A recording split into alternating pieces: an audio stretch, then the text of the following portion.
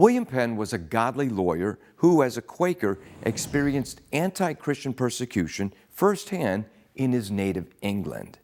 He envisioned a grand haven in the New World, a large tract of land where people who were distressed in conscience could come and find refuge. He called this great venture the Holy Experiment, and he worked tirelessly to see it become a reality. Before leaving England, William Penn and some friends wrote up his first version of the document, Frame of Government, essentially the charter of the new colony. When the great and wise God had made the world, of all his creatures it pleased him to choose man his deputy to rule it. But lust prevailing against duty made a lamentable breach upon it, and the law that before had no power over him took place upon him and his disobedient posterity. William Penn. And so when the faith-based came here, the Christians came to America, they looked at them as human beings because they were human beings. So they treated them as such, but that's not exactly how it went down with all of the settlers that came here. The average Christian pilgrims that came here were very good. They were with the American Indians, they treated them like human beings. The American Indians treated the pilgrims like human beings, but like I said, there was others that were here for nefarious reasons of power, control, resources, money. It was their great frontier. Since the fall of man, law and government were necessary, but law and government were to be based on God's law and not disobedient and rebellious principles.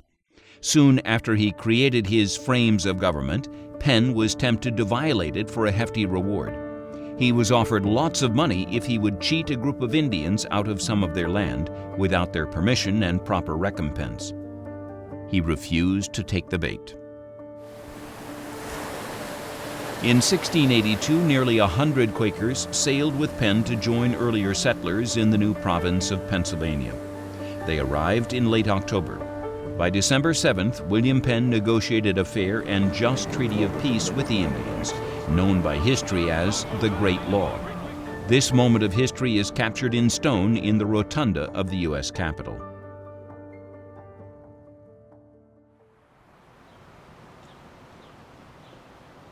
Penn bought land from the Native Americans at fair prices, included them in juries, and assured them of fair trials. Under the Great Treaty of Shakamaxon, the Indians and the settlers lived together in peace for about 70 years.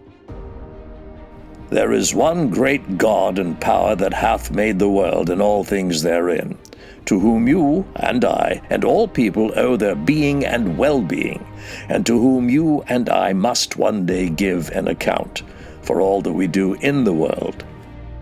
William Penn.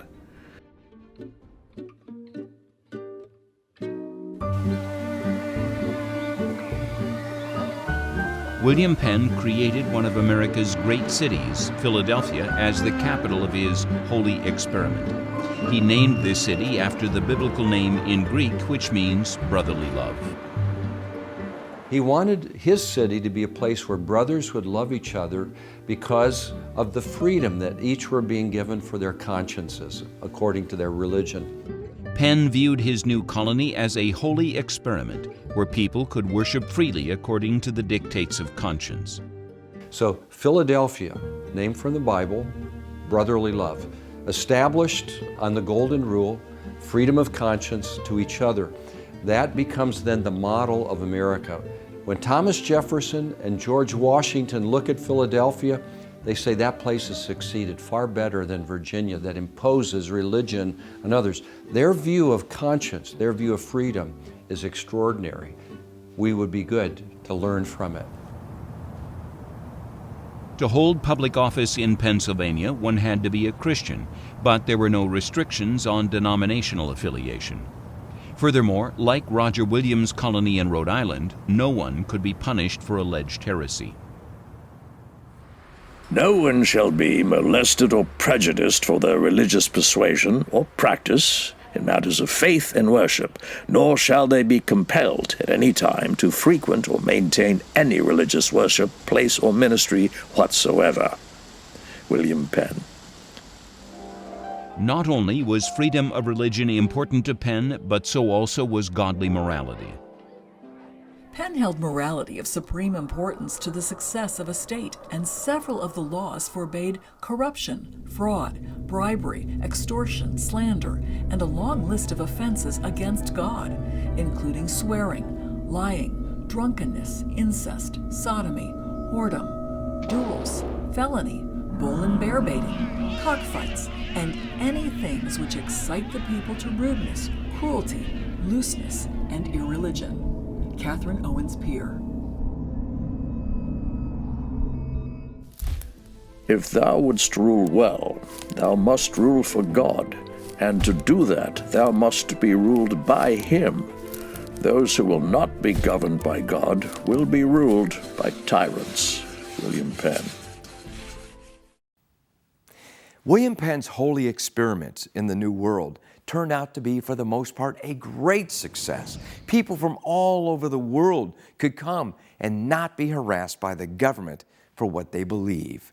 William Penn played a major role in helping to shape what America would become. Tragically, there are many secularists today who are trying to persecute Christians in America because of our belief in the Bible.